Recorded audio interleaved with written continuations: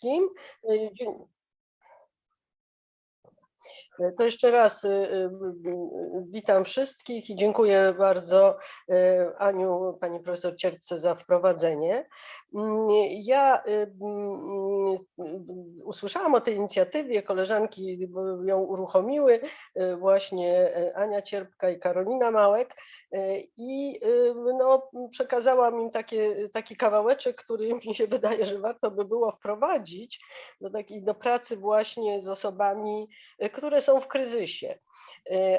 A moje, tak jak Ania powiedziała, tutaj myślenie na ten temat, no gdzieś w tym zakresie jest osadzone w podejściu skoncentrowanym na rozwiązaniach. Ja teraz uruchomię prezentację i już jak będą te slajdy, to nie jest jakaś, to wtedy troszkę więcej tutaj po kolei powiem o różnych kwestiach. Dobrze? To proszę chwilkę mi... O, teraz tak, tylko które? To jest to, czy to jest to? Tak, i pokaz slajdów od początku. Proszę mi powiedzieć, czy wszystko normalnie widać, tak? No to bardzo się cieszę. Także właśnie jak zaczęłam mówić, no, to swoje myślenie przedstawiłam w postaci takiej krótkiej prezentacji, którą tutaj zaraz właśnie będziemy razem przeglądać, śledzić. No i koleżanki zaproponowały mi, żebym tutaj też przekazała to no, w szerszym gronie. Jest to podejście, które ma swoje korzenie właśnie w terapii i też w terapii skoncentrowanej na rozwiązaniach.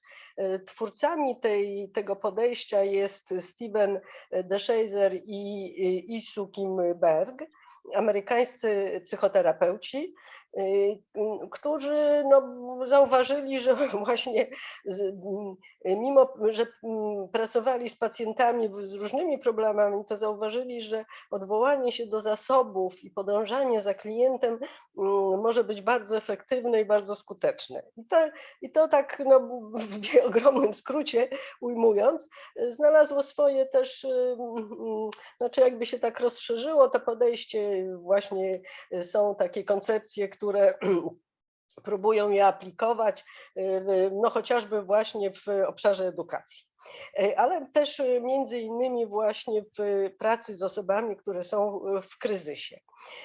I tutaj wyciągnęłam z tego pewne, no, wydaje mi się, takie kawałki, które mogą być przydatne, pomocne właśnie w pracy z dziećmi z Ukrainy, z osobami z Ukrainy, no, które niewątpliwie są w kryzysie w związku z tym, że musieli opuścić swoje domy, swoje miejsce zamieszkania. No, naruszone jest ich jestestwo w bardzo podstawowym zakresie. Tak? I istotą też właśnie tego podejścia jest to, żeby nie tyle odwoływać się, analizować, przepracowywać przyczyny trudności czy przyczyny kryzysu, co skupić się właśnie na teraźniejszości i ukierunkowywać osobę ku przyszłości. Postaram się pokazać, na czym to polega, bo to tak może jakoś górnolotnie brzmi. Ta teraźniejszość, też to skupienie na teraźniejszości też ma mieć specyficzną formę, to znaczy przede wszystkim na pozytywach się koncentrujemy, tak? Na tym, co jest dobre, a to dobre to często nie jest dostrzegane, bo nam się wydaje takie oczywiste. Więc właśnie. Zanim o tych sposobach pomagania osobom w kryzysie, to tutaj chciałam przedstawić, ten slajd przedstawia, na czym kryzys polega, to co jest istotą kryzysu, że właśnie kryzys między innymi polega na tym, że narusza poczucie ciągłości w czasie między tym, co było i co jest teraz. I A to, co nas jakby utrzymuje i takie daje poczucie bezpieczeństwa, bazowe tutaj są takie podstawowe, tak, to jest przewidywalność wydarzeń, Grażynko, poczekaj, tak? ja przepraszam Cię, wejdę Ci w słowo, ale wydaje mi się, że się nie zmieniają nam slajdy, wiesz, tak jak patrzyłam. O, no Teraz właśnie, to ja bardzo zmieniają się przepraszam, slajdy, bo ja to już my tego nie zmieniłam. widzimy. O, teraz już widać, super. No tak, tylko że wiesz, chciałam przepraszam, to taka techniczna rozmowa, chciałam ten pokaz slajdów uruchomić. To jest, a nie w takiej postaci to przedstawiać, bo to jest mniej ten. Może ja jeszcze raz spróbuję, zatrzymam to udostępnianie, jeszcze raz spróbuję, wybaczcie mi. I bo tutaj jest właśnie jakaś taka zagwozdka dziwna. O, już jest Nie, super. ale to jest znów PDF. Ale wiesz co, a może tak może być, zobacz, jak zjedziesz na Tak? dół, to zupełnie No dobrze. dobra, to niech będzie w takim razie. To dziękuję bardzo. No to rzeczywiście nie wiem, na ile to widzicie w całości, Widzimy. Państwo, ten slajd, bo to już właśnie jest troszkę inaczej to pokawałkowane. Więc tak, zaczęłam mówić o tych psychologicznych skutkach kryzysu i o tym, że co jest istotą kryzysu, a co się, może jeszcze tak powiem, na co się zwraca właśnie w tym podejściu skoncentrowanym na rozwiązaniach, na co się zwraca uwagę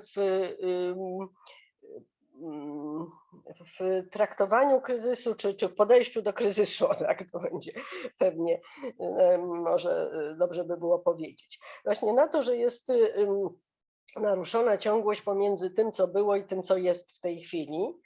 No i też tutaj jeszcze może należałoby dodać też ta niepewność, co dalej, tak? To, co nam buduje poczucie to bezpieczeństwa, to jest to, że wydarzenia są przewidywalne, przewidywalność wydarzeń. To jest dla nas bardzo istotne, żebyśmy się czuli bezpiecznie, tak?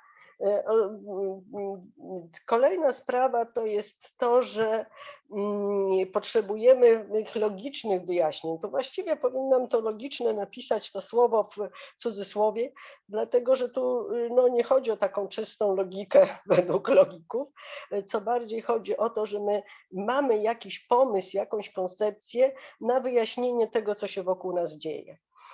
I czasami to wyjaśnienie ma charakter takiego myślenia magicznego, ale spełnia swoją rolę, bo daje jakby takie poczucie rozumienia, co się dzieje, dlaczego, co się może stać. Daje nam, no może nawet mieć to charakter taki obiektywnie rzecz biorąc, złudnego przeświadczenia kontroli, ale właśnie to poczucie kontroli jest dla nas też ważne, żebyśmy mogli i czuli się bezpiecznie. Kolejny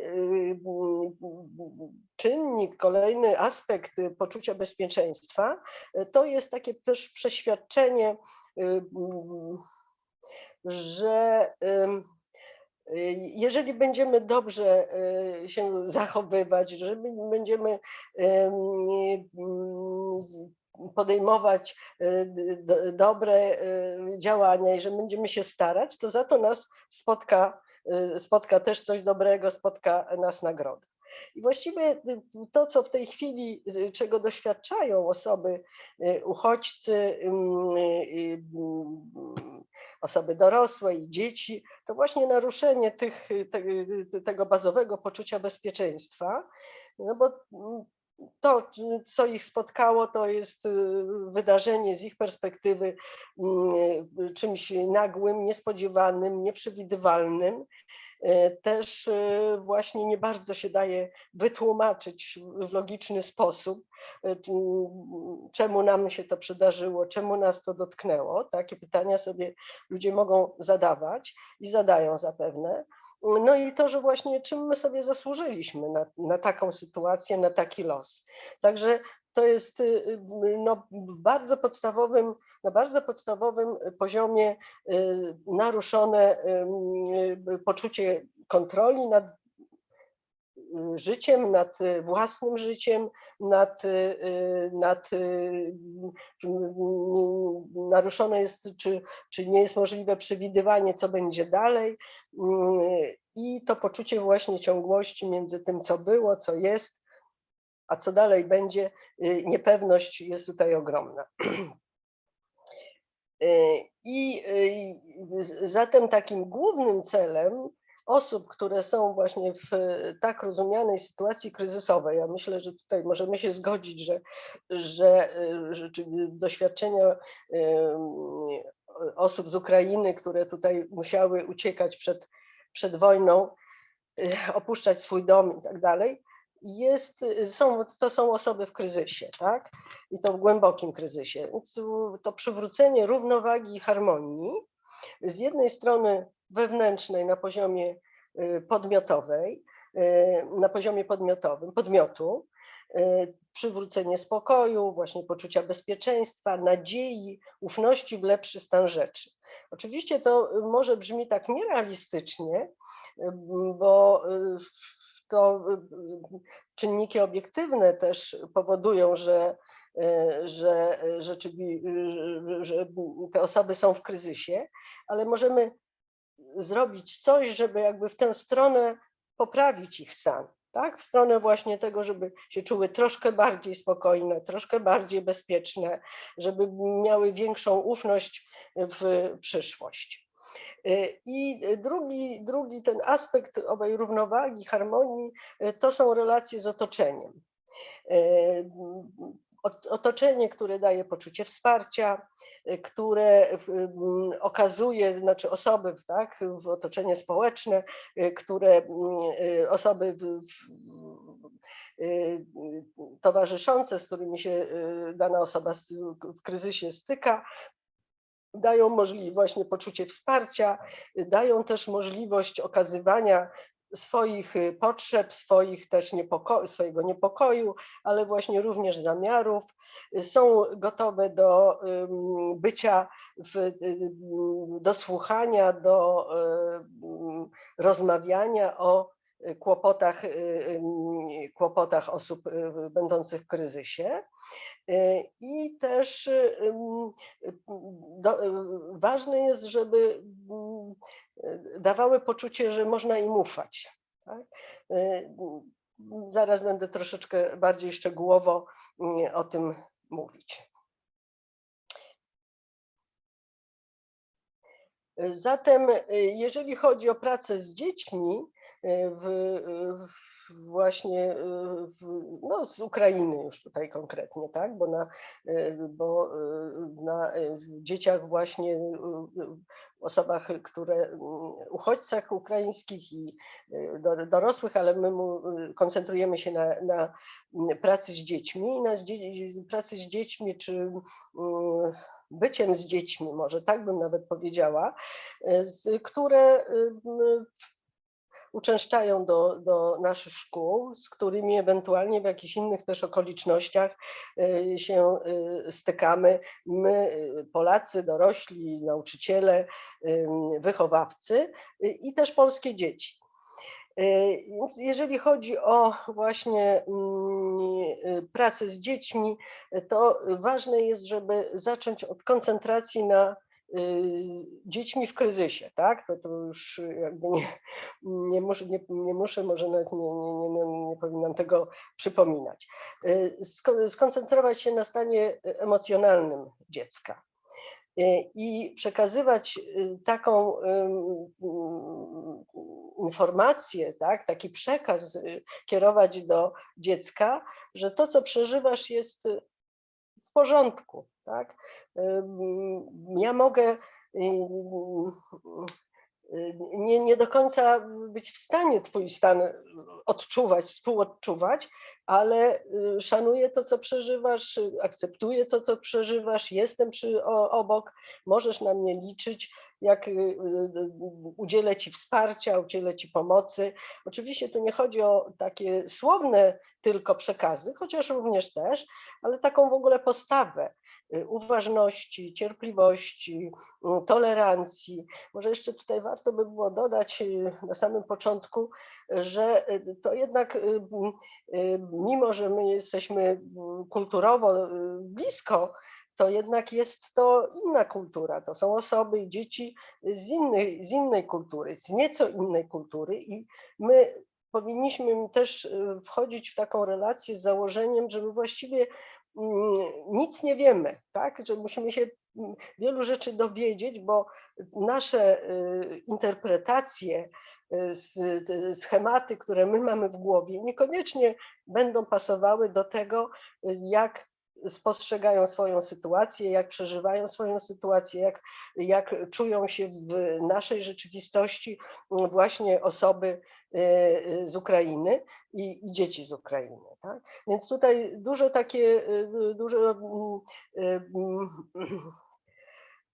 uważności, życzliwości, cierpliwości, bym powiedziała, jest potrzebne. I to są takie przejawy, które znaczy w sposobie bycia, które dla osoby w kryzysie są bardzo ważne. Tak? Ona to wychwyci, odczuje, zauważy taką postawę i ona jest bardzo korzystna. Kolejny aspekt, no to właśnie skupienie się na potrzebach i tutaj też takie z taką otwartością. Czego ci potrzeba, czego byś teraz chciał, tak? Co ci może pomóc, co by było, co można by było zrobić, żebyś się poczuł lepiej. Trochę lepiej, chociaż troszeczkę lepiej. Nie mówię, żeby to mówić, ale żeby się też nie nastawiać na jakieś duże i spektakularne zmiany. Natomiast stwarzać możliwości, okoliczności i motywować osobę, dziecko do nawet drobnej zmiany właśnie ku lepszemu. Tak? I też to jest bardzo właśnie takie osadzone w podejściu skoncentrowanym na rozwiązaniach, to skupienie się na zasobach. Dostrzeganie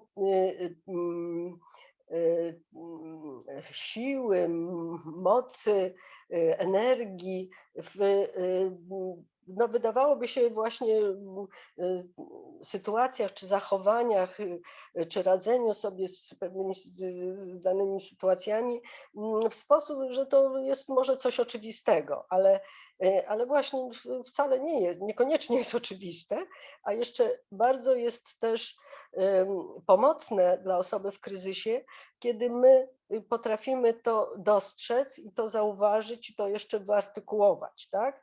Że na przykład takie komunikaty, które możemy do dziecka kierować, że jesteś dzielny, jesteś w nowej szkole i jesteś w tej szkole, tak? Ileś godzin spędzasz tutaj z dziećmi, nie znasz języka, nie znasz zabaw, nie znasz a mimo to jesteś i dajesz sobie radę, tak? To jest wielkie też wyzwanie i i właśnie świadczy o tobie, że masz no twoich, jak powiedzieć to, mówiąc do dziecka, no właśnie o twoich możliwościach, o twoim potencjale. No, komunikacja i dobór słów jest bardzo ważna. Jak teraz to słychać, to sama mam z tym pewną trudność, ale właśnie podkreślanie tego, że dziecku nawet te drobiazgi, wydawałoby się takie oczywiste rzeczy, ale właśnie się udają. Dzisiaj w sytuacji, w jakiej ono jest. I też tutaj tego typu zwracanie się do dziecka, żeby ono się też i poczuło podmiotowo, ale też to wynika właśnie z tego, że my z tego wcześniejszego założenia, o którym powiedziałam, że my no, nie tyle każdy jest z nas indywidualnością, ale tym bardziej tutaj właśnie w stosunku do dzieci z innej kultury, że my też no, pewne rzeczy potrzebujemy sobie dookreślić, czy potrzebujemy się dowiedzieć, jak one wyglądają w świecie w świecie dziecka. Więc tutaj takie kierowanie takich komunikatów, że potrzebuję Twojej pomocy w tym, żebyś mi podpowiedział, żebyś mi podsunął, co mogę zrobić, żebyś się lepiej poczuł w tej szkole, z nami, w tej grupie rówieśniczej. I właśnie to ukierunkowanie, też ten element kolejny istotny ku przyszłości. Zachęcanie do tworzenia wizji, jakiegoś wyobrażenia tego, jakby to miało być, żeby było chociaż trochę lepiej, tak? Czego byś potrzebował, czego byś chciał, czy czego byś potrzebowała, chciała, żeby się poczuć lepiej. Jakby to miało wyglądać, żebyś się mógł poczuć lepiej. I też przywołanie właśnie takich zasobów nie tylko indywidualnych, ale i zewnętrznych w myśleniu o swojej sytuacji. Kto mógłby ci w tym pomóc? Do kogo można by było się zwrócić? Do kogo ja bym się mogła zwrócić? Tak? Kogo byśmy mogli razem pomóc, poprosić o właśnie jakąś pomoc, wsparcie, żeby sytuacja się chociaż troszkę poprawiła. Tutaj na końcu tego slajdu mamy też to zdanie takie kolorem zaznaczone, że no może być taka sytuacja, że osoba, i to się nierzadko zdarza, że osoba w kryzysie najpierw potrzebuje się no, wygadać, wypłakać, tak? My pracując z dziećmi, no to też wiemy o tym i taka jest też rzeczywistość, że one mają jakieś oparcie w swoich bliskich, tak? One, jeżeli nie z rodzicami, nie z mamą, to może z babcią, to z kimś tutaj do nas się przeniosły, przyjechały. I już ta faza, taka być może pierwsza, tak szokowa, że tak powiem, jest jakoś za nimi, ale jeżeli potrzeba, dziecko ma taką, przejawia taką potrzebę, żeby coś, o czymś poopowiadać, o swoich trudnych przeżyciach czy doświadczeniach, to dobrze, gdyby na to była jakaś przestrzeń, żeby było jakiś czas, prawda, żeby można było dziecku tę uważność i możliwość właśnie takiego odreagowania i uzewnętrznienia swoich trudnych przeżyć dać. To jest, przepraszam, bo jakaś mi się pojawiła myśl, która mi teraz tutaj uciekła. No dobra, może to też z taką intencją, żeby wydobyć, wyłuskać to, co tam było mocne, silne, pozytywne, żeby też pokazać tej osobie, że mimo tych trudnych doświadczeń, to jej to ona na przykład właśnie uruchomiła, czy jest z nami tu i teraz, tak? To, że szukamy tego, co świadczy o tym, że sobie właśnie radziła w tej trudnej sytuacji. Staramy się też jakoś ukierunkowywać. I właśnie teraz to zakotwiczenie w teraźniejszości, o którym już mówiłam wcześniej, polega między innymi na tym, że podkreślamy to, że dziecko w tej sytuacji sobie radzi. I dużo tych pozytywnych przejawów tego radzenia sobie można wydobyć i można nazwać, tak?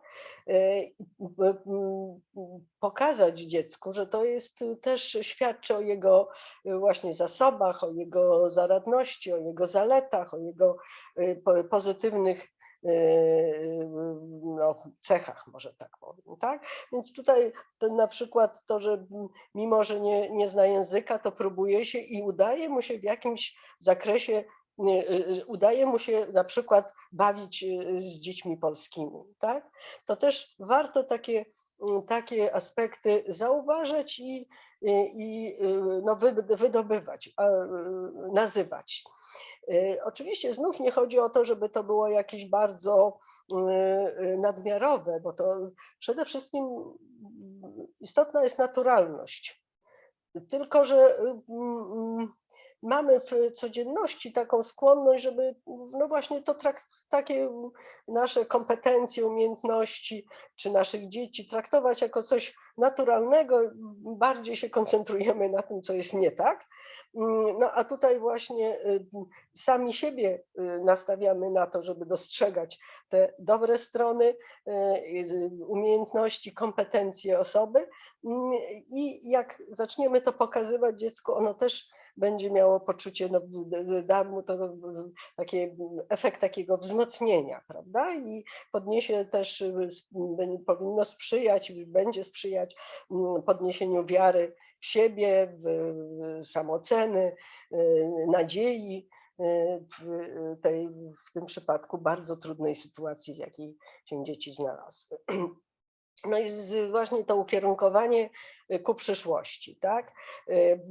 Plany, cele, ale plany, cele na miarę dziecka. To mogą być bardzo drobne, obiektywnie czy z perspektywy dorosłych osiągnięcia czy zmiany, tak? Ale nawet jeżeli one będą nieduże, ale w kierunku tej lepszej przyszłości, no to też będą pokazywały, że coś może się na lepsze zmienić, coś może się też, ja mam udział w tej zmianie, tak, że taką indywidualną sprawczość.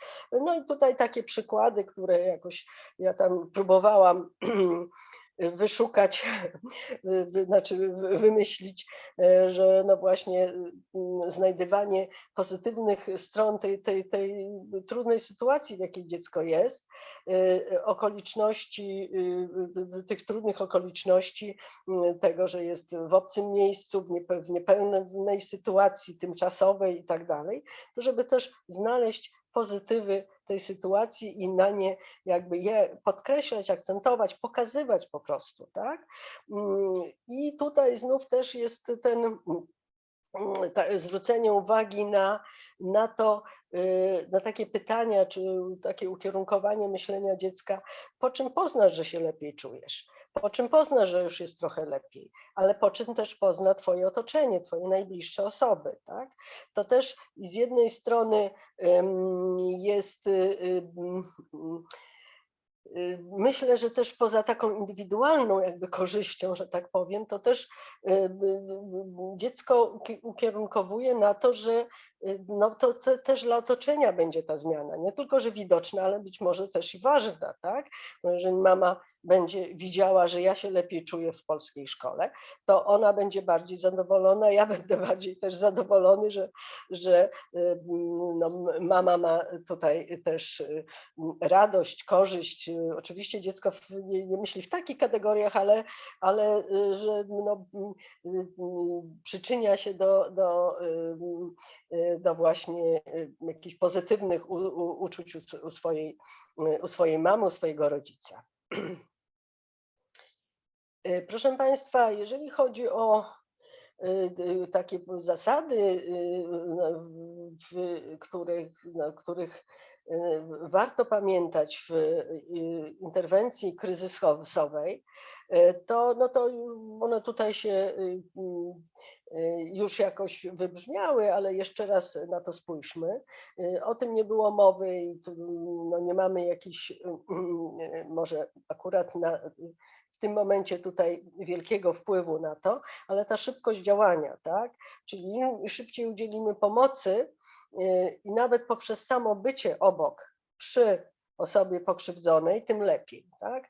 I to, jeżeli chodzi o nasze społeczeństwo, to zdaliśmy ten egzamin pozytywnie. I teraz też jak dziecko się znajduje w szkole, no to właśnie dobrze, to dosyć jest naturalne, że dzieci i nauczyciele, tak, pochylają się na dzieciach z Ukrainy, bo no, czujemy to, empatyzujemy, mamy świadomość, w jakiej trudnej są sytuacji, ale też bym tutaj może jeszcze, czyli ta reakcja taka pierwsza jest bardzo pozytywna, ale też żeby to było podtrzymywane. tak, bo to takie pierwszy odruch jest bardzo pozytywny, natomiast no, po jakimś czasie z różnych powodów gdzieś nam może to troszkę słabnąć. A to bycie przy tych dzieciach znów niekoniecznie fizyczne, ale właśnie ta uważność, ta życzliwość w różnych sytuacjach, gotowość do takiej wspierającej reakcji jest potrzebna na początku i dalej też będzie potrzebna w pracy z tymi dziećmi, bo one jeżeli będą z nami dłużej, to ten czas adaptacji trochę trwa. Przepraszam, bo ja wyciszyłam telefon, ale są takie numery, które mi tutaj nie więc przepraszam bardzo. Dobra. Poradziłam sobie. O koncentracji na obecnej sytuacji to tutaj już była mowa i takie zrozumienie sytuacji właśnie tych osób. Chociażby, że są w obcym miejscu, są zdane na innych, że nie znają języka, że właśnie nie znają zwyczajów, obyczajów w takim stopniu, no, żeby mogły się czuć swobodnie i bezpiecznie.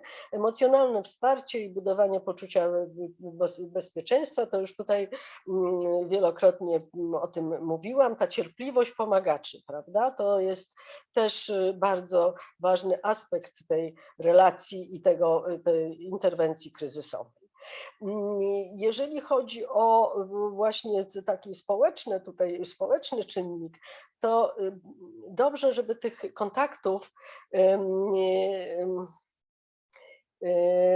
znaczy liczba kontaktów jest ważna, żeby dziecko miało możliwie właśnie było takie włączone w grupę, w klasę, tak, no i to się dzieje, ale to włączenie może mieć też różne przejawy czy różny stopień, tak, ale oczywiście nie jest to wcale od razu łatwe i dlatego też nawet zaleca się, że takie dyrektywne podejście do osób w kryzysie, w takim sensie, że pewne w przypadku właśnie dzieci w szkole, uczniów w szkole ukraińskich, możemy też, czy wskazane jest nawet odwoływanie się, czy wydawanie poleceń, oczywiście prostych, na miarę możliwości dziecka, ale też i związanych z kontekstem, tak?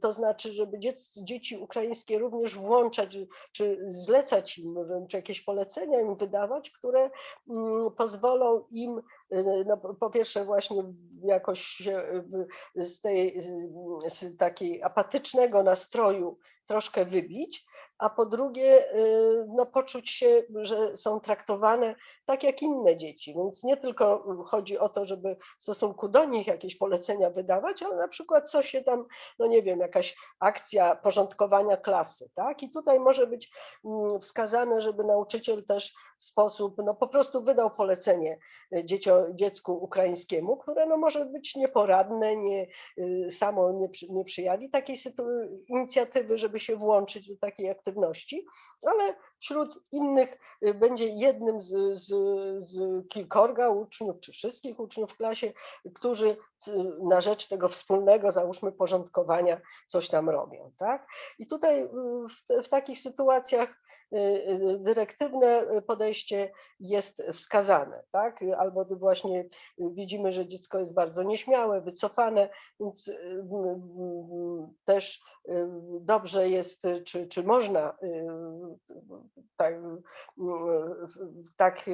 taką strategię zastosować, no ale znów z taką bardzo dużą uważnością i wrażliwością, czy też takim refleksją, czego my możemy oczekiwać, tak? Żeby to nie były jakieś rzeczy za trudne dla dziecka, zbyt skomplikowane, żeby też nie były związane z jakąś taką ekspozycją na forum grupy, bo to może być bardzo utrudniający dziecku, znaczy taki aspekt sytuacji, który utrudni mu zrealizowanie danego polecenia, nawet prostego. Więc dlatego takie, jak na ile by się dawało zaaranżować sytuację, kiedy wiele dzieci coś tam ma do wykonania i między innymi właśnie nawet wprost w takiej sytuacji zwracamy się do dziecka ukraińskiego, żeby jakieś działania, jakieś czynności podjęło, tak? No i to organizowanie wsparcia rówieśników, wspólne zabawy, spędzanie czasu. No jest tutaj trudność związana z barierą językową, ale można uruchomić jakieś wspólne na przykład wykonywanie jakichś, nie wiem, plastycznych form czy czegoś takiego. Zresztą no, tutaj koleżanka mówiła o zabawie i roli zabawy i formach tej zabawy na pewno i także warto do tamtego webinara się odwołać i te pomysły zaczerpnąć. Proszę Państwa, warto też w tej sytuacji właśnie opiekowania się dziećmi ukraińskimi, uczniami w naszych szkołach, również zwrócić uwagę na dzieci polskie, tak? One są też w szczególnej sytuacji w związku z tym, że 2, 3, 4 kolegów mają ukraińskich mają w swojej klasie. To zmienia funkcjonowanie klasy jako grupy, która już na przykład była jakoś tam zżyta, tak? Już jakieś wypracowane były, jakąś strukturę miała klasa jako grupa. To jest, one też są ciekawe tych dzieci, ale z drugiej strony no niekoniecznie, znaczy ten porządek i ład dotychczasowy no jest naruszony, więc też są no, w jakimś zmieszaniu, tak? I to, co jest w pracy z dziećmi, w pracy wychowawczej bardzo ważne, to jest właśnie kwestia modelowania i to, jak dorośli, jak nauczyciele, jak personel pedagogiczny będzie się odnosił do dzieci ukraińskich, to będzie wzorzec dla naszych polskich dzieci, ale też jakby właśnie można to jeszcze moderować czy wspierać rozmowami o sytuacji ukraińskich kolegów, tak? W inicjowaniu akcji, które mogą być właśnie na rzecz ukraińskich kolegów podejmowane przez polskie dzieci z klas. Też pokazywanie, na czym polega ich trudność, to znaczy ta trudna sytuacja, co to znaczy, że dzieci ukraińskie są w trudnej sytuacji, tak? I to, że są w obcym kraju, że nie znają języka, ale pomyśl, zastanów się, jak ty byś się czuł, gdybyś był w takiej sytuacji, tak? Więc to takie postawienie osoby, dziecka, próba pokazania tej sytuacji z perspektywy właśnie dziecka ukraińskiego, to dla dziecka polskiego też niewątpliwie będzie takim doświadczeniem, które pomoże mu zrozumieć sytuację ukraińskiego kolegi. No i właśnie takie zachęcanie do tego, żebyśmy mieli tą postawę życzliwą, postawę taką przyjacielską, byli gotowi do pomocy, tak? Wywoływanie tej gotowości do pomocy. Jak możemy pomóc właśnie ukraińskim kolegom, żeby się lepiej poczuli, albo żeby się nauczyli włączać żeby się mogli wspólnie bawić, tak, z nami. Także generalnie ten klimat zrozumienia, życzliwości, cierpliwość, którą tutaj znów wyeksponowałam pomagaczy. Ta cierpliwość jest ważna, ponieważ no, to są działania, które no, wymagają, znaczy będą trwały w czasie, tak? To nie jest, ta sytuacja nie wydaje się, żeby bardzo szybko uległa zmianie takiej, że rodziny ukraińskie, dzieci ukraińskie wrócą do swojego domu. Także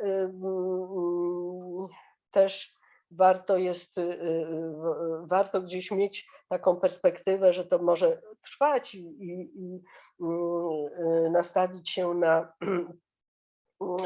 znaczy tę perspektywę czasową mieć taką wydłużoną, ale też i cierpliwość związana jest z tym, że te efekty niekoniecznie będą szybkie, od razu spektakularne, prawda? Że one może będzie trzeba czekać na niej dłużej niż nam się wydaje. Prawda? Bo tutaj o to by chodziło, więc nie zrażać się też, że te postępy są niewielkie i nawet jak są niewielkie te zmiany ku lepszemu, to też samemu się nimi cieszyć i je dostrzegać i je nazywać. Tak? Dobrze, tutaj jeszcze te postulaty są zawarte. Więc tak generalnie można by powiedzieć, że w tym podejściu to, na co warto zwracać uwagę, a teraz już właśnie widzę, że zabrakło mi jeszcze slajdu, który niedawno tam dorzuciłam w tej prezentacji w PowerPoincie. Mianowicie, to może jeszcze zanim tutaj, bo to jest już taki podsumowujący slajd, to jeszcze, no już tak powiem bez pokazania tego, ale to mianowicie chodzi mi także, znaczy warto też pamiętać, żeby współpracować z rodzicem czy opiekunem dziecka ukraińskiego w taki sposób, żeby też jak rodzic przychodzi, mama, babcia po dziecko do szkoły, to żeby, czy jakaś inna jest okazja, kontakt z opiekunem dziecka, żeby też zauważać, podkreślać, nazywać właśnie to, co dobre było, że ono mimo tego, że nie zna języka, to przez te kilka godzin w szkole było bardzo zdyscyplinowane na przykład, czy się bawiło z innym dzieckiem, czy jakiś tam nawiązało jakąś współpracę, czy w czymś pomogło albo skorzystało z pomocy. To też wcale nie jest taka błaha umiejętność. I również do rodziców polskich dzieci, do uczniów polskich dzieci, znaczy do rodziców uczniów, naszych uczniów polskich, warto też takie komunikaty adresować. To jest i wzmacniające dla rodziców, że po pierwsze może być takie uspokajające, że dziecko sobie radzi. Po drugie, no, wywoływać satysfakcję, dumę, że właśnie pomimo trudności sobie radzi, albo wręcz widać oznaki, tak, takie wyraźne tej pozytywnej zmiany. I to też prawdopodobnie będzie miało znaczenie dla relacji dziecka z rodzicem, tak? Będzie jakąś przyczyniało się do zmiany spostrzegania całej sytuacji przez osoby, które w tym przypadku, tak, mamę i dziecko, czy rodzinę ukraińską, swojej sytuacji i siebie nawzajem. W takim pozytywnym kierunku. Więc to, co jest pozytywne, starajmy się też przekazywać właśnie rodzicom uczniów ukraińskich i uczniów polskich. Mówię a propos tak, tej sytuacji ukraińskiej, co oczywiście to się także odnosi do innych osiągnięć dzieci, no, takich stricte edukacyjnych, ale to jest jakby troszkę tak, nie tym w tej chwili nie o tym rozmawiamy. Zatem takie podsumowujące tutaj jakby postulaty są wypisane na tym slajdzie, żeby zauważać pozytywne zmiany. nawet te oczywiste, nawet te drobne, nawet te niewielkie, ale je zauważać i nazywać, tak? Bo to też chodzi o to, żeby one wybrzmiały, żeby dziecko usłyszało, żeby właśnie może rodzic się dowiedział o nich, żeby inne dzieci usłyszały, że tutaj coś takiego fajnego, dobrego się zadziało. Traktować to jako osiągnięcia dziecka, tak? Jako przejaw jego zasobów, jego starań, jego motywacji. Tak? To też warto by było o tym pamiętać. Chwalić dzieci, znów podkreślam, że zarówno ukraińskie, ale też i polskie, za te dobre zachowania, za te oczekiwane zachowania, które są dobre w tej sytuacji, dla tej sytuacji, tak? I je znów nazywać. Też nie chodzi o to, żeby to jakoś miało być znów